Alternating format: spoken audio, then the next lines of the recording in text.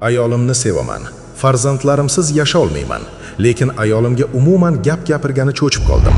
Darrov ketaman, ajrashaman deydi. Bu ahvol o'zimni boshimga ham tushgan.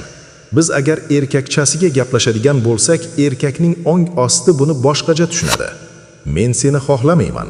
Men ertaga boshqasi bilan bemalol bo'la olaman. Sening qadring mana shu.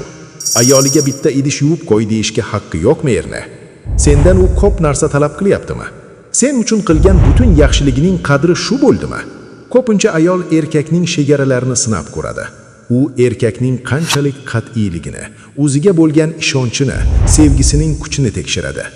Agar ayol dono va vijdonli bo'lsa, erkakning sevgisini ko'rib, uni qadrlaydi.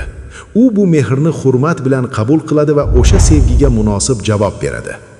Chunki haqiqiy ayol uchun sevgi bu qurol emas, bu mas'uliyatdir. Ammo hayotda boshqacha ayollar ham bor.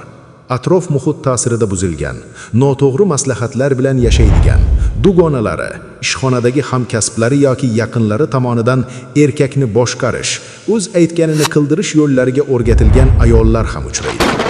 Ular erkakning eng nozik joyini tezda payqaydi, uning sevgisini, bolalariga mehrini yo'qotishdan qo'rqishini va afsuski, ana shu tuyg'ularni manipulyatsiya quroliga aylantiradi. Erkakning sevgisi zaiflik emas, lekin agar u o'zini unutsa, o'z qadrini past qo'ysa, chegaralarini belgilamasa, bu sevgi unga qarshi ishlatilishi mumkin. Shuning uchun erkak butunlay ko'r-ko'rona ishonib, o'zini yo'qotib qo'ymasligi kerak. U avvalo o'zini hurmat qilishi, o'zini sevishi, o'z sha'ni va qadr-qimmatini saqlashi shart. Hech kimga boshiga chiqib olishiga yo'l qo'ymasligi kerak. Erkak va ayol ittifoqi bu nozik muvozanat.